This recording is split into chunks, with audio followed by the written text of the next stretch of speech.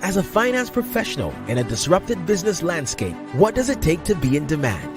What does it take to attract great paying international roles?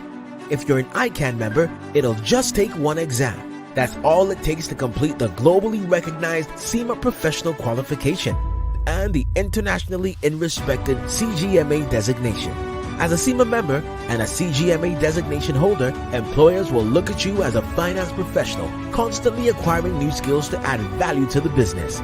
That's why they'll be willing to pay premium to hire and retain you. If you have 5 years of relevant experience and are an ICANN member, you can directly sit for the final exam of the CIMA Professional Qualification, the Strategic Case Study Exam. Start studying the CIMA Professional Qualification. Prepare to make an impact.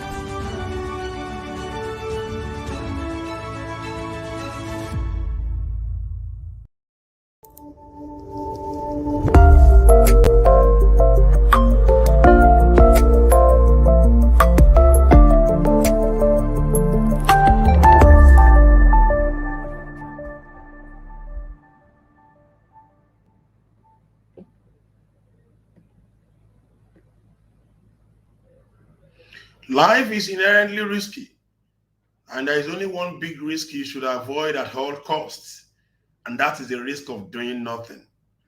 With these words of Dennis Whitley, I welcome you all, our professional colleagues, student members, and friends of the Institute of Chartered Accountants, to another episode of ICANN on Air, your great platform for learning, powered by our noble institute, the Institute of Chartered Accountants of Nigeria. I'm your host for today, Tosin Akinwumi. Please inform your colleagues and friends that the show ICANN on Air has commenced and that they can be part of this show on all ICANN social media handles, the Facebook page, Instagram handle, and also on ICANN YouTube channel. And today, Thursday, 22nd February 2024, we are considering another topic, the professional accountant as a risk manager. And I have here with me a distinguished professional, a vast risk analyst, an amiable speaker, and the managing director, CEO, Vicosbin Consult Limited, in person of Mr. Obinna Okafor, FCA, that shall be providing insight into this topic. So sit back and relax as we bring forth to you today's episode in another dimension. Don't go away. I'll be right back.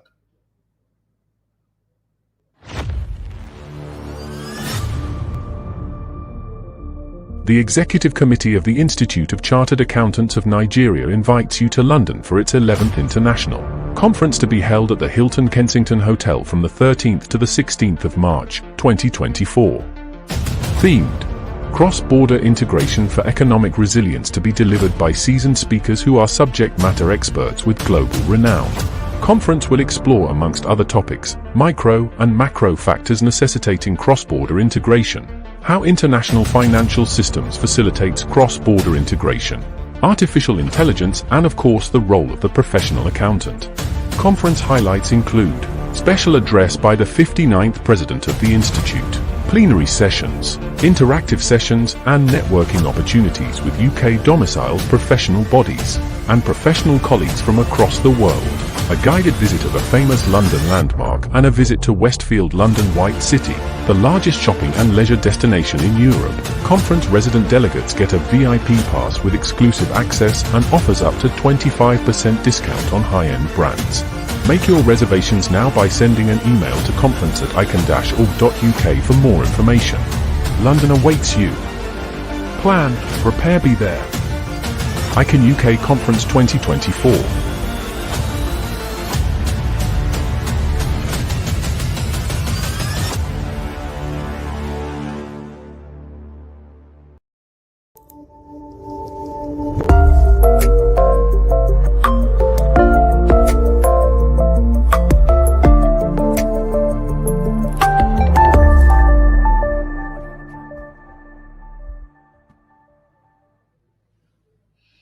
Yes, you are welcome to ICANN on Air, another episode today. And today we are looking at another contemporary topic, the professional accountant as a risk manager. And I have my amiable guest in the house today, Mr. Obinna Okafor, FCA. Mr. Obinna, It is a pleasure having you on ICANN on Air today. Thank you very much for having me. It's my pleasure to be here too.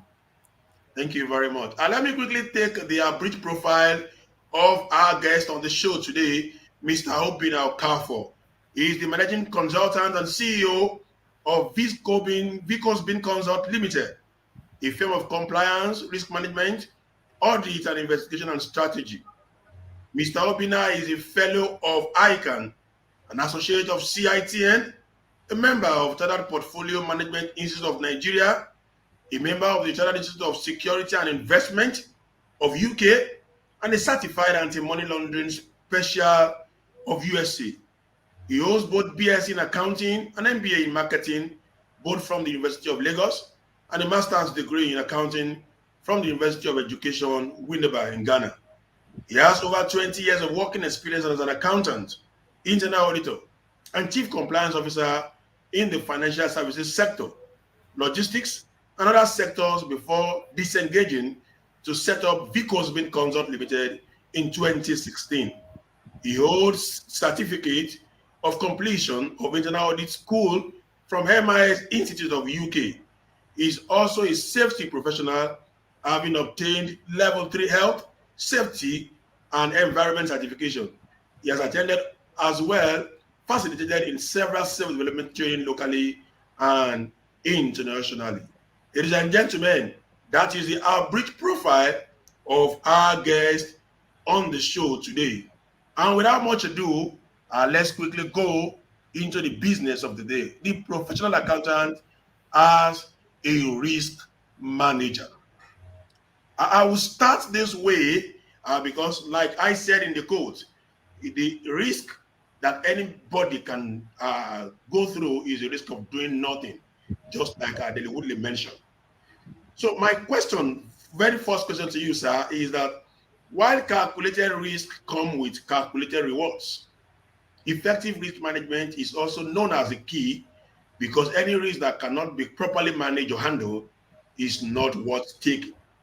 So let's kick off this way. In simple and professional terms, what is risk, and what are the kinds of professional risk that we have out there? Is there any kind of checklist for this risk that we have out there? Okay, thank you very much. In the first instance, we'll talk about risk to mean, most of the time, to mean anything or events that are likely to affect an organization from achieving its set objectives. I also want to interject by saying that that is the most perception, most of the times, seeing risk from the negative side or point of view.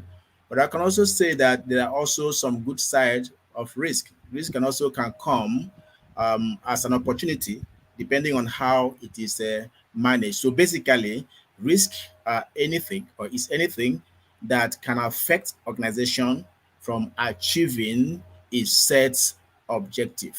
That's what risk simply is in a simple term. I'm talking about in terms of the kind of risk. Is that what you said? Yes. What are the various risks that we have out there? Okay, so several risks out there, depending on the nature of environment you find yourself. But generally, we have various risks that face organizations, face individuals, face nations. So we can talking from the reputational risk that has to do with the reason for which customer patronize you, the goodwill you've built, the reason something can tarnish the image of the professional or the organization is a reputational risk that makes somebody to begin to doubt you.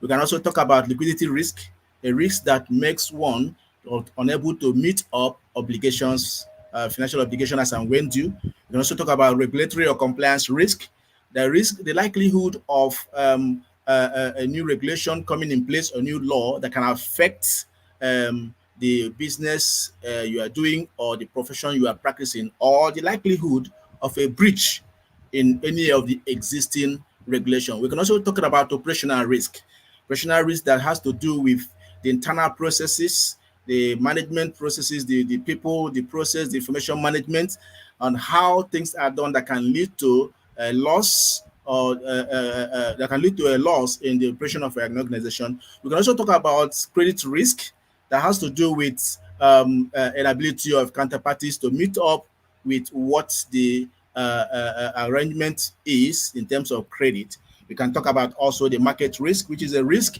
that has to do with the particular risk an organization is a phase for being in the industry you operate. There are several other risk subset of those risks within those particular risk state, but these are generally the general kind of risk that one can talk about. Thank you very much, Mr. Obinna. I think we are actually starting on a very right foot. I haven't defined what risk is and haven't just told us about the various kinds of risk that we have out there, from reputational risk to regulatory risk to credit risk to operational risk and compliance risk, and also telling us that we also have subsets of all those risks. Like I said, I must agree with you that we are starting on a very good foundation.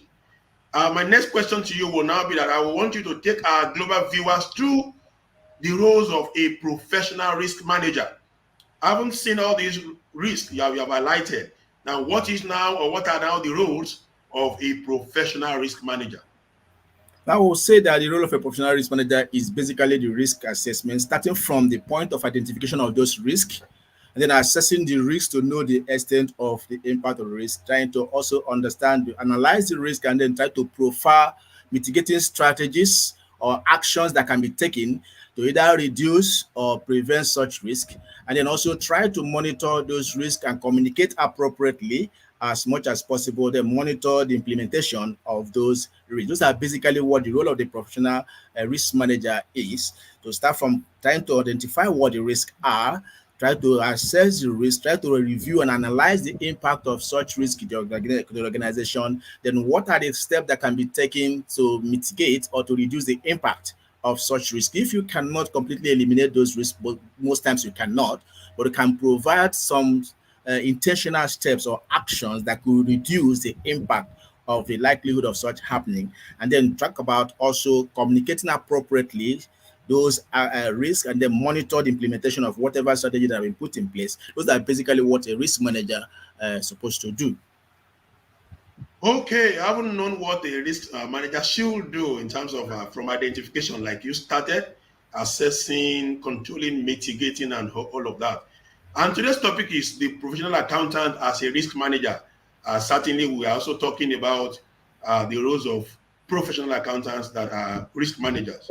And that will take me to the next question. So, what should be the attributes of a risk manager? If you have now told us the roles, talking about identification and all that, what should be the attributes of a risk manager?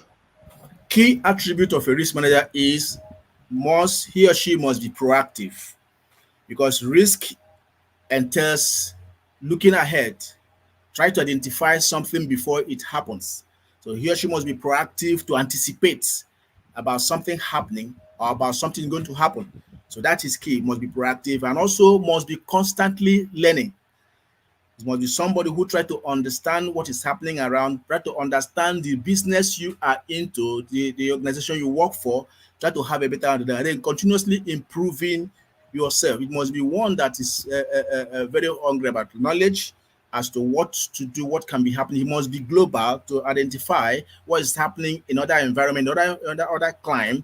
He must be nosing around as to what the government is about to do. Do some of those areas of risk I mentioned earlier. What are the things that are likely to happen there? He must be very much proactive to identify those things, or to be very much in tune as to what happened in his environment, and make sure that necessary steps are taken. So he must be a proactive person, must be someone who is knowledge driven, must be someone who is knowledgeable in the happenings of in his environment, and must be able to communicate appropriately.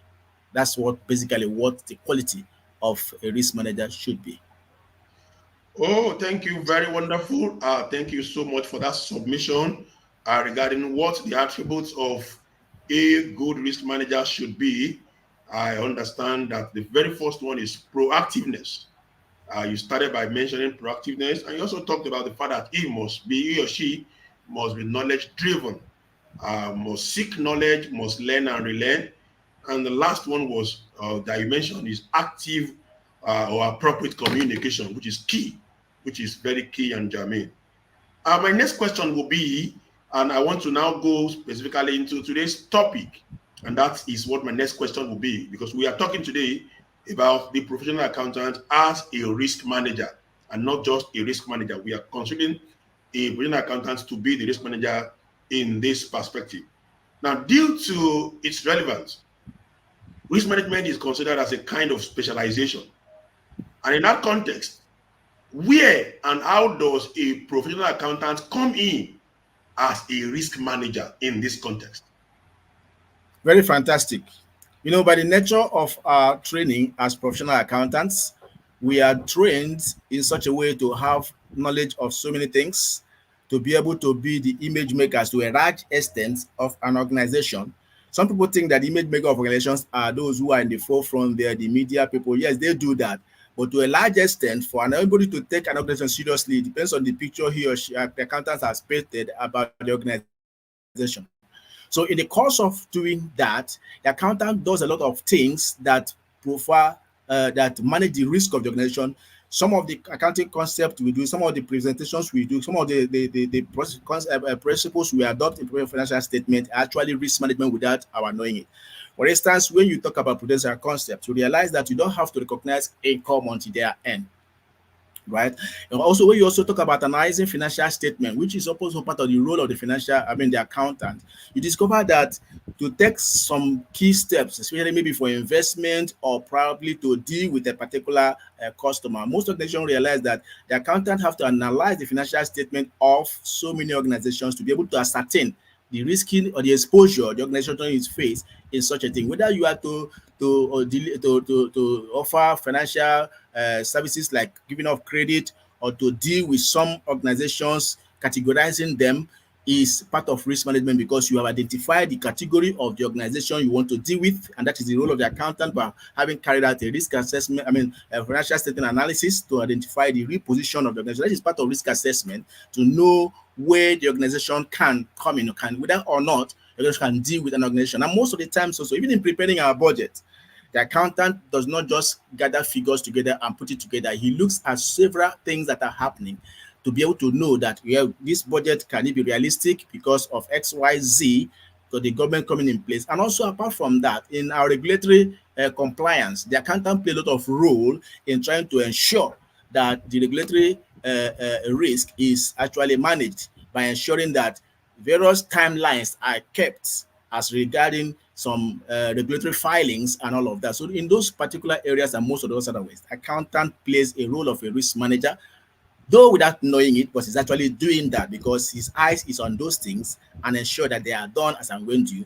And where organizations are going facing some challenges, the accountant prepares an analysis to draw the attention of executive management or the board that this is where our organization is headed, and this is what we should do to prevent or to mitigate or reduce the impact of that. So those are the areas that accountant actually manages the risk of the organization. Without having done that, the organization may see themselves in situations that will not be what they have envisaged. But accountant draw the attention to those things before it happens. So their job is not just to look at the historical side of the organization, but the futuristic likelihood of what the organization is to face. By so doing, he took clearly the role of a risk manager. Thank you. Beautiful, beautiful, beautiful. One thing that you mentioned that also caught my attention is that you said many accountants play the role of a risk manager, though without knowing that even while they are carrying out their own duties in the office, are trying to ensure appropriate timely filing of returns, they are indirectly also playing the role of a risk manager, because if those returns are not filed on time, of course, there could be penalties and risk could crystallize. Thank you very much for that good response. But there is a follow-up question with that question. And my follow-up question is this, that in what ways can professional accountants render risk management services? Is it as an employee of an organization or as a consultant to an organization or as both? Please. In fact, in both ways. From what I have analyzed now, as an employee of an organization, the accountant sees himself as ensuring that the assets of the organization is preserved, and also ensuring that liabilities are reduced as much as possible. And he plays that roles very well to ensuring that what should be done as and when due, except where he has limitation. A proper accountant would do those things to ensure that his organizations are not unduly exposed to some of those avoidable risks. So he can do that both as an employee and also as a consultant. When you consult for an organization, you look at what is happening around the organization, you advise them in proactive terms that this organization, yes, may be doing well now, or probably these are things that are likely to happen in your industry or in the field where are happening, or the nation as a whole, or even globally. You can provide those proactive advice by having access to what organization. So it can be both as an employee or as a consultant, maybe as an external service provider. So it can be in both ways. Okay, that is clear enough that it can be in both ways, both as an employee and as a consultant to an organization. My next question would be on the concept of enterprise risk management. So it's not a new concept. Of course, it is a concept that wraps up in corporate governance. So enterprise risk management, I would like you to take us through the scope and the understanding of ERM, enterprise risk management process.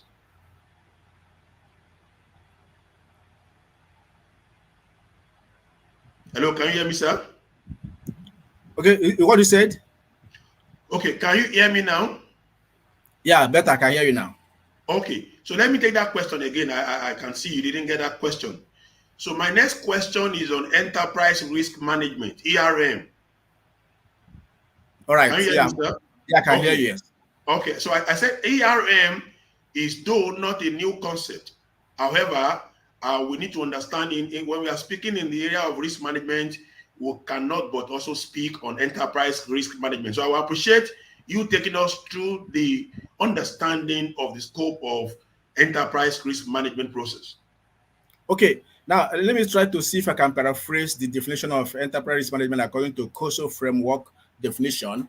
It says that the enterprise risk management is a process effected by an entity's board of directors, management, and other personnel, applied in the strategy setting, starting from that point, across the enterprise, designed to identify potential events that may affect the entity, and also to manage the risk within its risk appetite. And the essence is to provide reasonable assurance regarding the achievement of the entity's objective. So looking at the enterprise risk management, we'll look at the entire scope of it, starting from the board. It's a system whereby instead of managing risk in silos, whereby every section, every unit does its own, it is a combined effort starting from the board, like in a single portfolio, starting from the board, showing setting the tone, the executive management, and then all personnel in the organization in setting up their strategy. As you set up strategy, it comes alongside with its accompanying associated risks. And then across the organization, not just in some section of the organization, and then thus it will be designed to identify such potential events. It may not have happened, but there are potential events that may affect the entity, that may affect the organization from achieving its objective. They must have set up a risk appetite within which such risk could be absorbed in. And at the end of it, to provide reasonable assurance that yes, the entity's objectives is being achieved within its set risk appetite. So looking at the scope and the process of enterprise risk management, we are saying that it has to do with the setting of the strategies, which is across the organization, and identify what are the potential events that may likely affect the organization from achieving its objective, making sure that there have been a defined risk appetite within the system for which the organization should work within. So that is the scope I can interpret what enterprise risk management is. So in summary, in simple terms, it is risk management process that encompasses every spectrum, every section, every organization as an entity rather than having them in silos. That's what risk management is about. Okay, thank you very much for that definition and the explanation regarding enterprise risk management. For those who are just joining us, this is your program, I Can On Air, and today we have here Mr. Obinna Okafor, FCA, who is dissecting the topic, the professional accountant ask a risk manager. Send in your questions. Be free to send in your questions. Is right here to provide adequate responses to those questions. Moving on, as a professional accountant, I know we earlier talked about this part of this question in an earlier question I asked you, but there's still a question here that has a semblance of what I've earlier asked you. When you said, though chartered accountants perform risk management role even without knowing. So that's the basis, that's what is leading me to this question now. As a professional accountant and a risk management consultant, what could be the reason why professional accountants do not inherently see themselves as risk managers? What could be responsible for that? One, I will simply say in simple words, knowledge gap. Knowledge gap in the sense that if we understand what risk management is about, you will inherently understand that some of the things we are doing is actually part of risk management. And of course, when you talk about risk management, actually, the real and effective risk management is by the process owners. So as an accountant, you have a part of the risk to manage within your system. So probably because you have not known the scope or probably the extent to which we do that, that I would simply say is because of ignorance. So what we need to do is just to identify ourselves and realize that we may not be an all-round risk managers, but in some areas we are. So we just have to have that knowledge base. I think that's what has happened, is because the ignorant level or probably is what have made us to feel that we are not, even though we are to a reasonable degree. Okay. I think maybe after today's session, we'll have been able to fill that knowledge gap and possibly see ourselves in the right line. Let's take another question before we go on the commercial. We'll hear about risk management maturity model. Risk management maturity model. What is it about and how does it operate? Well, fantastic. Risk management maturity model actually is defines or expresses or displays the extent to which an organization have implemented its risk management strategies or enterprise risk management. And we have like about 5 levels of risk management maturity. Sometimes some may have it as 4, some have it 5.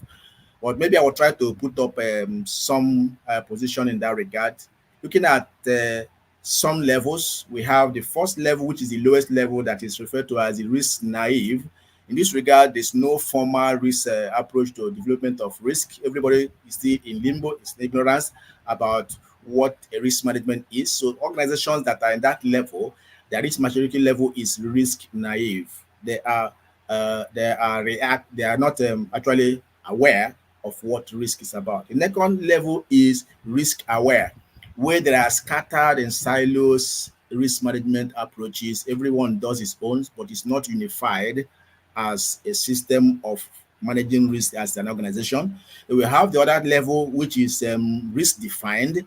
In that regard, there are strategies, there are policies in place, there are communication about risk, but the risk appetite also have been defined, but implementation is actually still not as it ought to be. But people understand what risk is. That is risk defined level.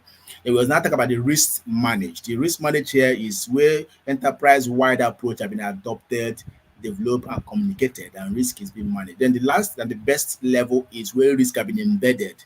In here, all internal control processes and internal operations, risk management have been embedded into the operation. So the risk maturity level shows the extent at which level an organization is at any point in time in terms of managing their risk as regards their level of understanding, their level of implementation, and their level of understanding what the risk management process is in the organization. So that's what the risk maturity level is talking about. Oh, beautiful. Thank you very much, Mr. Obinna Okafor, FCA, the CEO of Vicosbin Consult Limited. for sharing your insight on the topic, the professional accountant as a risk manager. Let's quickly go on some commercials. Like we have usually been telling you, bring your wares, bring your products, bring your services. Let us market you, let's publish you, let's tell people about what you do on this show. I tell you, you can't regret partnering with us on this show, and it is affordable. Trust me, it is affordable. Let's quickly go on a few commercials. We'll be right back to continue on the program. Don't go away. We'll be back shortly.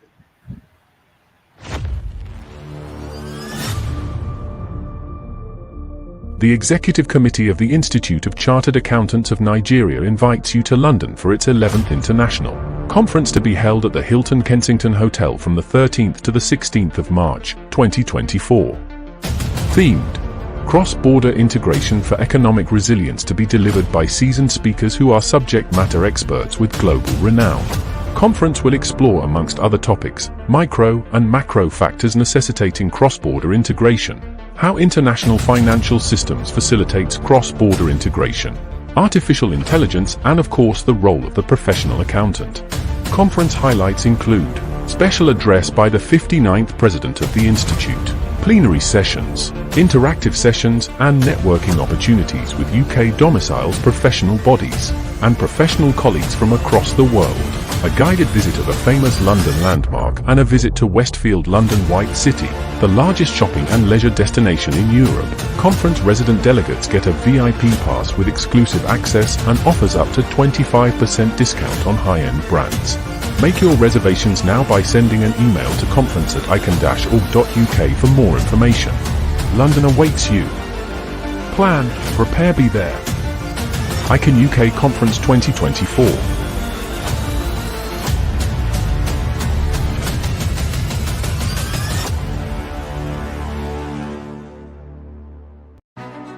As a finance professional in a disrupted business landscape, what does it take to be in demand? What does it take to attract great paying international roles?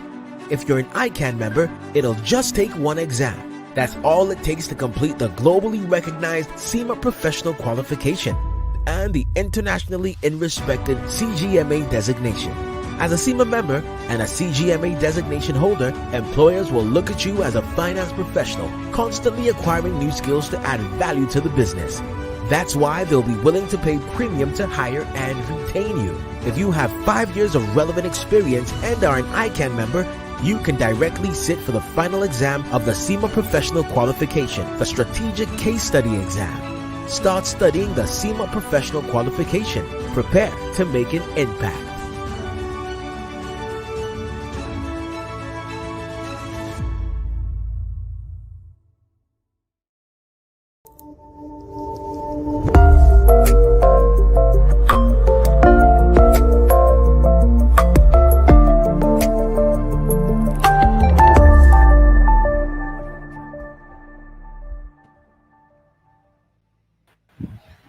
If you are just joining us, I want to welcome you back to ICANN on Air. Today's episode, and we have been discussing today with our guest on the show, Mr. Obinna Okafor, FCA. And the topic for today is the professional accountant as a risk manager. Certainly the questions that have been coming to Mr. Obinna, he's been doing wonderfully with those questions. And I trust that our audience have been learning so much on this topic today. So let me quickly go to and acknowledge some of our audience who have joined us on the show today, because without them, we can actually not be here. If we have the anchor and the guest speaking to no other person, then the program will be boring. So it is those who are here to learn that we are actually servicing. So let me quickly acknowledge some of those who have joined us on the show today. I have here Saifulai Badamosi from Ibadan. Thank you for joining. Simon Edo Gabriel, Adiojo Bamidele Ebita, Oyetunji Muyiwa, live from Ibadan. Fola Shade Fakorede from Baga, Lagos. Awe Lawrence, you are cited. Sonny Abdulkarim all the way from Kano. Diman Joseph from Kano. Pete Ezugo from Delta State. Fatai Odetunde watching from UK. Oladipo Fashina, Ayorinde Tunde from Alta, Akambi Christiana from Ibadan, Oladosu Taofik Babajide from Cardiff in UK, Adetunji Adewale Sheriff, Olawoye Samson Ayoade from Ogbomoso, Adebowale Adedeji from Lagos, Eunice from Lagos, Oludare Oluwaseun, Raimi Oluwafemi from Abia State. That tells you that the reach of this program is global. People viewing us from across and even beyond the shores of Nigeria. I want to say thank you for being part of the show and continue to tell others about the essence of this program, Icon on Air. That basically it is meant for you to learn and unlearn. And of course, we'll keep giving you goodies on this program by bringing in capable guests that can actually do justice to our topic. Send in your questions, and our guest on the show, Mr. Obinna Okafor, is right here to provide adequate responses to them. Mr. Obinna, you are welcome to the second part of the show. Thank you. Okay, moving along with the questions. Are there limits to the level or type of risk that a professional accountant can manage? If yes, why? If no, why? Well, I will say yes. I will also say no. I will say yes in the sense that you are limited by what you know. If we are able to expose ourselves to a reasonable point into many areas for which beyond what we already know, then I would say there may not be limit. But yes, I would say no in the sense that is the no side. If we're able to develop ourselves, expose ourselves more and more, trying to know more, then there will not be limit. But then on the other hand, yes, is that you cannot be everywhere. There are some field that you just need specialization to be able to understand what happens in that particular area. So in that regard, there is a limit to which you can know. But the ones you know, I think the best thing is to make sure you judiciously use it and improve on what you are and constantly add, because the concept of risk management is an everyday life and it's something that will continue to happen till the kingdom comes. So it's not something you can deliver, you can't know it all. So it is a continuous learning practice that will help you to broaden your spectrum, but you can't claim to have known everything about risk management because you can't know so many areas, so many other fields, and so many industries that happen. For instance, I'm not like a comrade Bala, who is an expert in oil and gas. So so many risks within that spectrum, which I will not know, and he knows better. So if I'm not in that field, I will not be able to do that. And so many other industries like that that are having some peculiar risks. So that and that to that extent, I would say there are limits. But to the general sense of it, there are things you can always know. So that those are the way I answer the question. Thank you very much. I think that's excellent and that's quite meaningful. Thank you very much. And one word or one line that you mentioned that also caught my attention is you are limited by what you know, and that's absolute truism. One is indeed limited by what he or she knows. Name that could none are there. When talking about risk management or when we're analyzing risk management and organizational strategies, what are the key variables to be considered or look out for when we are analyzing risk management and organizational strategies? Okay, trying to analyze risk and organizational strategies, you look at probably to identify the risk by setting up the context. Okay, then try to if I get to right, set the context, try to identify what the risks are, try to evaluate the risk by assessing the risk, try to evaluate the risk, and then the risk treatment. Within the setting up the context, in terms of that, try to find out what are the objective of the organization, what are the context and the control in place. The context, understand the objective, understand the stakeholders involved, understand the criteria, and define key risk elements. Then looking at also the risk identification, what are the processes and the things you must do there, define what the risk is at that stage, then looking out for which are the risks you're looking for, what can be done, what can happen, or what has happened, how did it happen, how can we do it to avoid a repeat of it. and to do, how do you do that to narrow it? Then the next level of risk assessment, the risk assessment have two prongs. The first of all will be the analysis of that risk, and the second part of it will be the evaluation of that risk. In the analysis of that risk, look at what are the controls in place, assuming this has happened. Yes, this may happen or this has happened, but if this happened, do we have a control in place that can mitigate it and reduce it from the inherent risk to the residual risk? Because the inherent risk are the risk that comes alongside with an event. But if, for instance, you put a mitigating strategy in place, for instance, as we have volatile foreign exchange now as is happening, a control in place, if you have put a hedging system in place, you will not be affected. So you can realize that you will reduce the inherent risk of your foreign transaction by putting a hedge, which is a control in place that can reduce the impact of it. So in trying to analyze that, look at the control in place, how significant are those risks to your operations? What are the subjective or the consensus areas of those risks? What are the likelihood of those risks happening? What are the consequences of it happening? And what levels of risk can be exposed in that regard? Looking at the other risk assessment part or segment, which is the evaluation of risk, evaluate the risk in terms of the severity and the frequency of it. There are some risks that are not frequent, but each time it happens, severity is high. For instance, plane crash. Plane crash does not happen every time, but each time it happens, the consequences are always very fatal.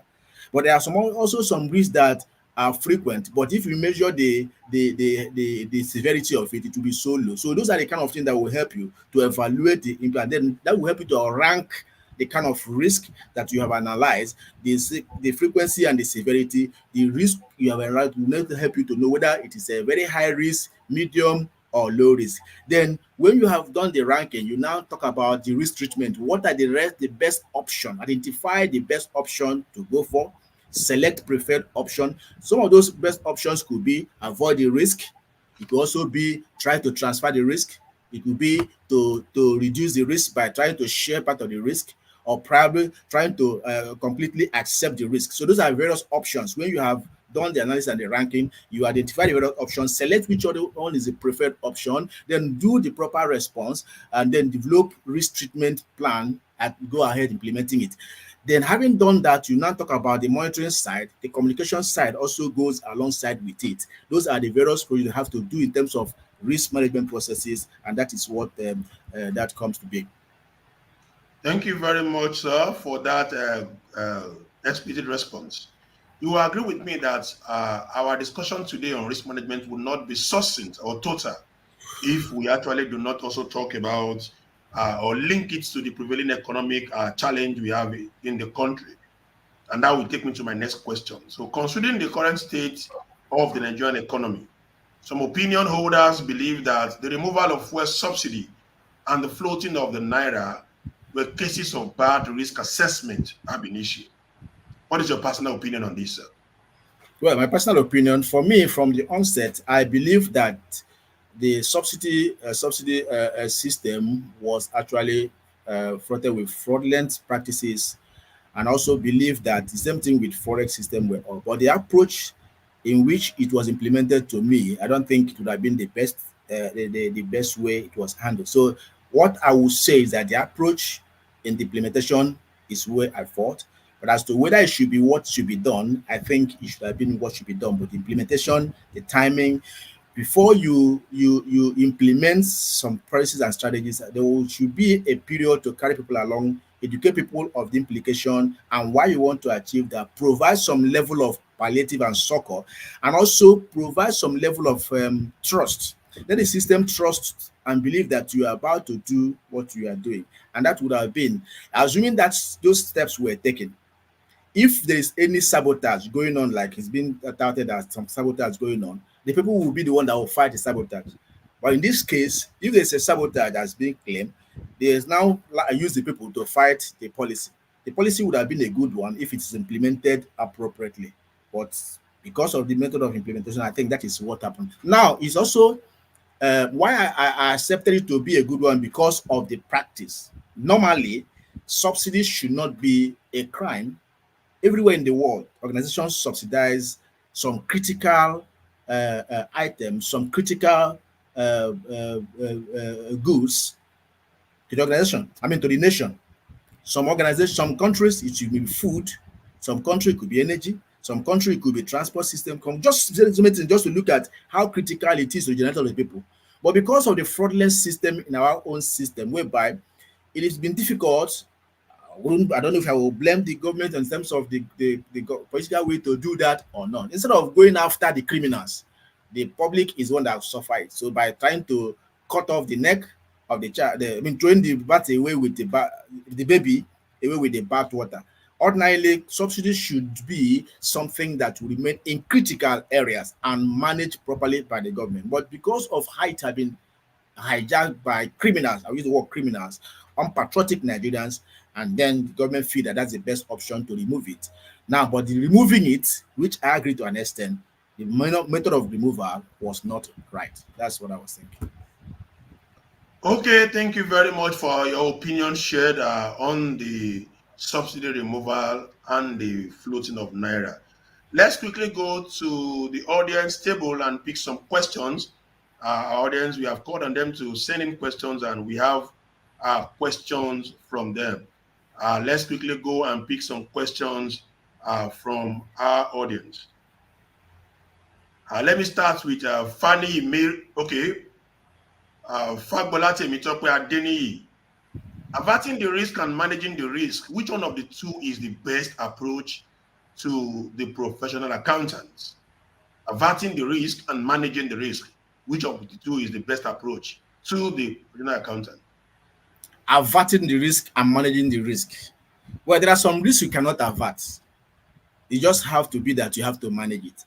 There are some things that are not within your control. They just come to you.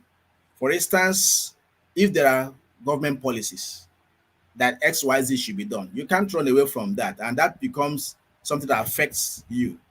And if there are some systemic something, so when you analyze your SWOT analysis, you have the internal thing that has to be your strengths and your weaknesses. You have the external part that has to do with your opportunities and what do you call it now?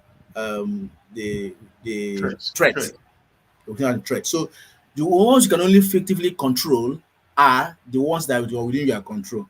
The ones that you cannot control, you manage. So what are the things you have to put? So both ways are significant and relevant depending on the circumstance you find yourself. If there are situations you can control, you can avert or avoid. But again, I don't know whether you're talking about avoiding or averting. If you talk about averting, it's actually taking about proactive step. Maybe that's what the person meant. To avert a risk means taking proactive step to prevent something from happening rather than waiting until that thing happens, you start managing. Maybe that could be the aspect he's looking at it. Now, and that's basically what risk management is about. And that also come to in line with what I've said. Now, there are some risks you cannot avert, but you can anticipate it and make provision for it. And like I explained earlier on, you talk about inherent risks that can come alongside with an event. But if you have a control in place that can reduce such, and that brings it to a residual risk, that the impact of it may not be as high as it would have been without such control in place. So in summary, to the question, the person averting a risk and managing the risk, which one is better? If you can avert the risk, that would be a better option. But where you cannot, then the best thing is to manage those risks, because as long as we are here until we get to heaven, we'll keep facing things that have to be threatening us, and you have to just find a way to manage them. Okay, thank you very much for that response. Another question coming from Fanny Miriam. So with the current FX issue, how can an organization who source for fund internationally manage its risk? I'm sure they are talking about the volatility of the exchange risk now. So how can that happen? Well, even the international communities provide such fund. Also, themselves will be confused on how to do it based on the volatility at this time. But one of the best options for forex management is hedging. But at the volatile stage at which you are now, I wouldn't know whether any organization accept that in a hurry. Hedging of what you have, the future contracts.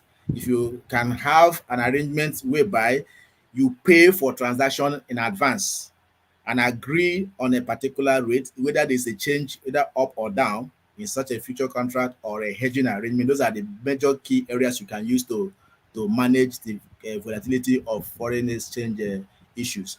Future contract means you enter into an arrangement that will happen in future to come. You pay for it now. You agree on a term for it now. No matter whatever happens, does not. The hedging also goes in that direction. All right. Future contract hedging. These are means of mitigating exchange rates volatility. Thank you very much. Another question from. Can we take another question from Raymond? Raymond Umbuakan and Shoson Lusoji. We have questions from them. Okay, Raymond Umbuakan. So, what are the procedures for carrying out a risk assessment compliance report or GRC report? What are the procedures for carrying out a risk assessment compliance report or GRC report? Pardon me?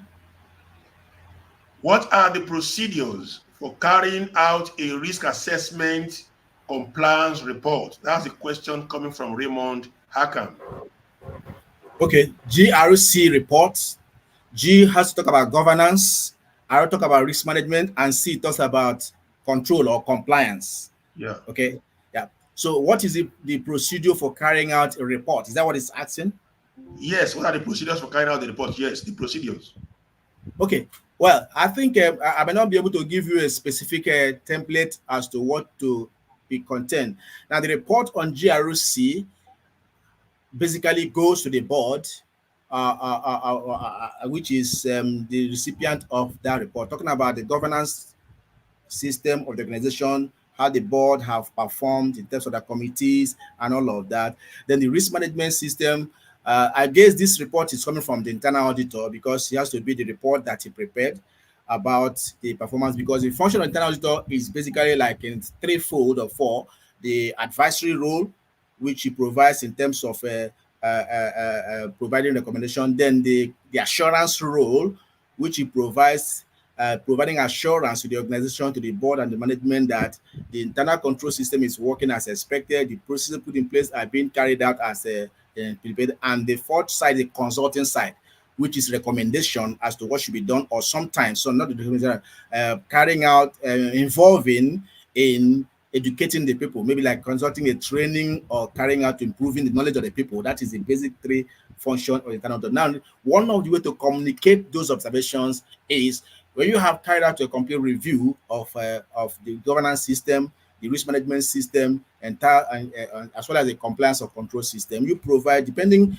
organizations have their formats. So you have to find out what format have been provided, if there is any. If there's none, the key general accepted format will be to define, have a column that specifies the observations you made, and that column that talk about the implication of the observations, and then the recommendation column. Probably you may add another column that has to do with risk, the risk rating of those particular observations. Now, what I recommended most of the times is on the recommendation column, you can modify it to call it agreed action, because when it is recommendation, it will be sometimes can elicit a disagreement between the client or the T and you that did the review. But when once you have agreed, two of you have reviewed the process and you have agreed that yes, this is what should be done. So it is easier. You have a timeline where those implementations can be done. So a proper reporting to have the observation column, implication column, the agreed course of action, or to sometimes the recommendation, then put the risk assessment of that observation, and then put a timeline when those should be implemented. Then that should be accepted by any organization. All right, all right. As we custom, because we do not have much time again, we have heard a lot about risk-based audit. Risk-based audit. In 30 seconds, can you take us through the understanding of the concept risk-based audit? Risk-based audit has to do with a concept whereby instead of pursuing everything, you look at areas that have more risk exposure. That is why looking at our organization now, coming from the point of enterprise management, you now assess the various risk exposures to the organization. You look at areas that the organization are more exposed than others and pay more attention to it. So when you now focus, when you prepare your audit plan based on the riskiness of various process or operations, that is a risk-based approach. Instead of saying that I must go around the entire process, despite limited resources you have, despite limited personnel you have, despite everything. So you now focus more on the areas that have higher risk than others. If you carry out a risk assessment, there are some areas that have high risk, medium or low risk. You can't be doing something that have low risk when you have areas that have high risk. So in trying to carry out a risk assessment, risk-based audit, you are looking at focusing naturally on the area of higher risk more than the areas of low. It's not as if you're going to ignore the low risk areas. You will still do it, but more attention and more resources will be deployed into areas of higher risk. Okay, and finally, because of our time, in closing, ICANN is always open to ideas that would positively advance the growth of our members, the accountancy profession, and the Nigerian business environment. What is your suggestion on filling knowledge gaps and further upskilling ICANN members on risk management? Well, I would say, starting from our certification exam, probably enterprise risk management or risk management should be one of the courses that professional accountants should be prepared on as a topic, as a subject.